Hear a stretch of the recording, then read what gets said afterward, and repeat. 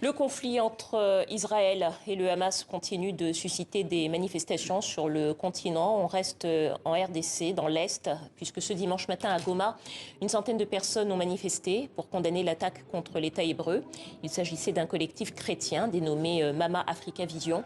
Et puis toujours ce dimanche, dans la capitale tunisienne, autre manifestation, des centaines de personnes, majoritairement des anonymes, sont venues dire leur soutien au peuple palestinien cette fois.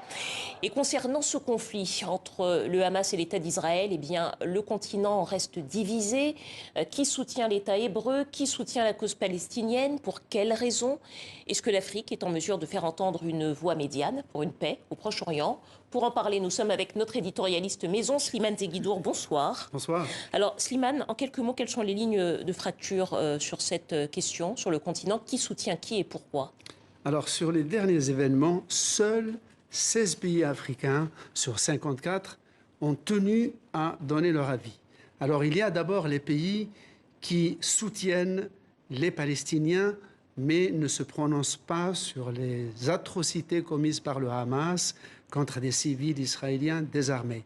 Néanmoins, ils placent l'attentat du Hamas dans le cadre d'un conflit qui dure depuis 75 ans. Ils lui trouvent d'une certaine manière des circonstances atténuantes. Ce sont la Mauritanie, l'Algérie, la Tunisie, la Libye, et le Soudan et l'Afrique du Sud. Le Soudan qui a pourtant un des derniers pays arabes récemment qui a normalisé ses relations avec Israël. Ensuite, nous avons 5 autres pays qui, eux, condamnent fermement l'attaque du Hamas et affirment leur soutien à l'État d'Israël. Ce sont le Cameroun, le Ghana, la Zambie, la République démocratique du Congo et le Kenya. Enfin, parmi ceux qui ont donc les 16 qui ont choisi de s'exprimer, il y a des pays qui estiment qu'il faut rétablir le processus de paix ayant pour base la législation internationale qui prévoit 2 États, puisqu'un de ces États existe déjà, c'est Israël, donc il faudrait un État palestinien. Ce sont le Sénégal, le Maroc, l'Égypte, le Nigeria, Madagascar et la Tanzanie. Est-ce qu'on sait, Slimane, comment est-ce que se fait cette ligne de fracture? Pour quelles raisons certains pays ont choisi de défendre Israël publiquement et pour quelles autres raisons certains d'autres pays ont décidé de rappeler leur soutien à la cause palestinienne? Alors, d'abord, il faut faire un petit peu d'histoire. Il y a 50 ans, presque jour pour jour, pendant l'attaque du Hamas, il y avait le début de la guerre du Kippour, dite du Ramadan par les Arabes. Au lendemain de cette guerre, Israël entretenait à peu près des relations avec 33 États africains. Du jour au lendemain, à la demande de l'OUA, qui est devenue maintenant l'Union africaine, la plupart de ces pays-là, presque une trentaine, ont rompu subitement avec l'État d'Israël. Ils ont reçu de belles dividendes sur le prix du pétrole, une aide financière. À partir de 1980, quand en 1979, l'Égypte avait établi son traité de paix avec Israël, donc cela a désinhibé des États comme la Côte d'Ivoire, le Zaïre, le Togo, qui ont renoué avec l'État d'Israël, qui a gardé entre-temps de très bons rapports avec l'Afrique du Sud.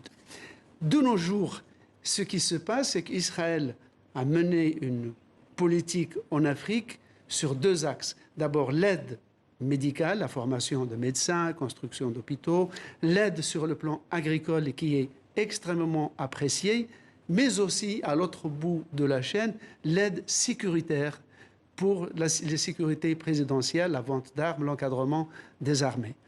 Moi, quand je suis parti au Cameroun, j'arrive à l'aéroport, j'ai vu la garde présidentielle, j'avais l'impression d'être à Tel Aviv. Ils avaient vraiment des uniformes israéliens. Donc Israël a une présence, a de vrais alliés. Et il y a 3 pays arabes africains qui ont normalisé avec Israël, l'Égypte, le Maroc et le Soudan. Donc Israël n'est plus seul en Afrique. Néanmoins, les pays qui sont les plus proches d'Israël, d'abord traditionnellement, il y a le Kenya, qui a des relations très profondes, mais il y a surtout des pays comme la RDC ou la Zambie ou le Ghana, où il y a des communautés chrétiennes évangéliques. Et on le sait, les communautés chrétiennes évangéliques donnent une très grande importance à l'Ancien Testament et donc font une sorte de confusion entre le peuple d'Israël, peuple élu dans la Bible et l'État d'Israël d'aujourd'hui.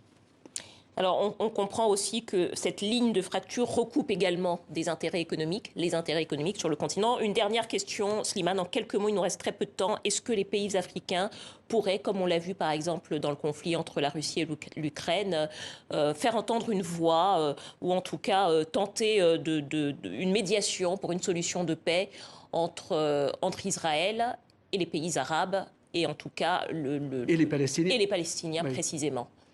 Écoutez, pourquoi pas? Il leur appartient d'essayer, d'autant plus qu'il y a un consensus entre les 54 pays africains.